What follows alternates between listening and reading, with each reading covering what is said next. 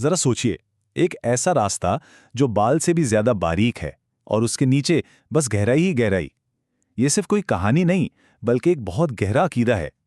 آج ہم اسی پراسرار پل کے سفر کو سمجھنے کی کوشش کریں گے جس کا ذکر صدیوں سے ہوتا آیا ہے۔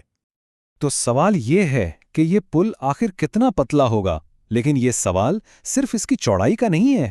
نہیں، یہ اس کے پیچھے چھپے ہوئے گہرے روحانی مطلب کو سمجھنے کی ایک دعوت ہے۔ آئیے اس پراسرار سوال کی گہرائی میں اترتے ہیں۔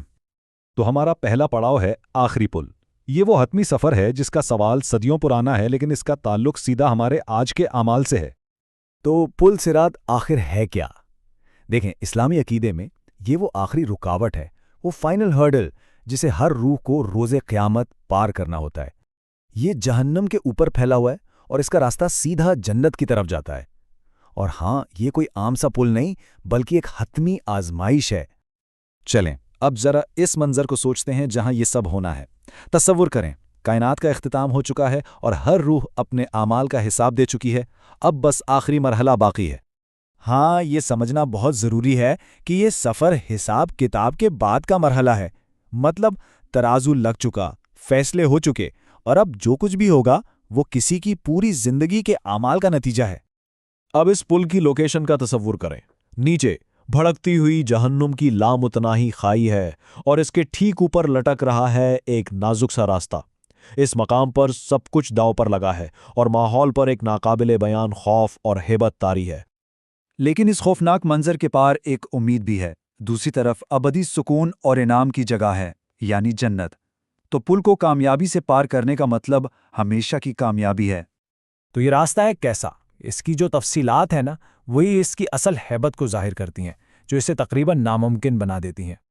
اس کی سب سے مشہور پہچان یہی ہے، یہ بال سے بھی زیادہ باریک ہے۔ یہ اس کے ناقابل یقین حد تک نازک ہونے کی علامت ہے۔ اس پر چلنے کے لیے جسمانی مہارت نہیں، کچھ اور ہی چاہیے۔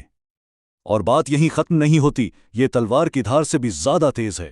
یہ اس بات کی علامت ہے کہ گناہوں کا بوجھ اٹھانے والوں کے لیے یہ سفر کس قدر تکلیف دہ ہوگا، جہاں ہر قدم ایک گہرے زخم کی طرح محسوس ہوگا۔ اور جو چیز اس سفر کو مزید مشکل بناتی ہے وہ ہے اندھیرا، گہرا گھوپ اندھیرا۔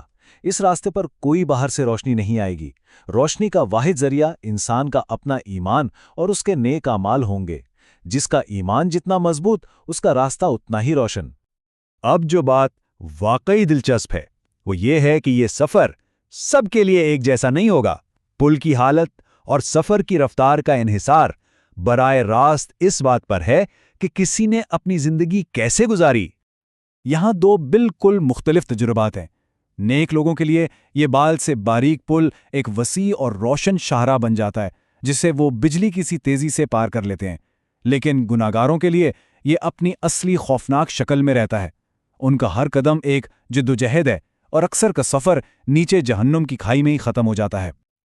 تو اصل نقطہ یہ ہے، یہ کوئی جسمانی کرتب نہیں ہے، یہ دراصل روح کا امتحان ہے۔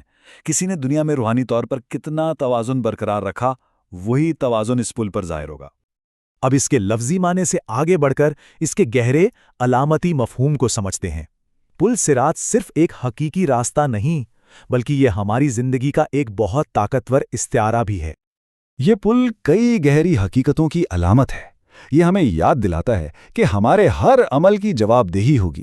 یہ نیکی اور بدی کے درمیان اس باریک لکیر کی نشاندہی کرتا ہے جس پر ہمیں زندگی میں چلنا ہوتا ہے۔ یہ خود زندگی کے روحانی سفر کی عکاسی کرتا ہے، اور یہ کہ ایمان صرف ایک عقیدہ نہیں بلکہ ایک ایسی طاقت ہے جو اندھیروں میں راستہ دکھاتی ہے۔ بالآخر یہ سارا تصور ایک سادہ سی حقیقت سے جڑا ہوا ہے۔ دنیا میں جس نے صراط مستقیم یعنی سیدھا راستہ اختیار کیا، اس کا آخرت کا راستہ بھی سیدھا اور آسان ہوگا۔ زندگی کے انتخاب ہی آخری سفر کی بنیاد بنتے ہیں۔ اور یہ ہمیں ایک آخری گہرے سوال پر چھوڑ جاتا ہے۔ ہم سب اپنی زندگی میں کسی نہ کسی راستے پر چل رہے ہیں۔ آج کی اس پیچیدہ دنیا میں وہ صراط مستقیم کیا ہے؟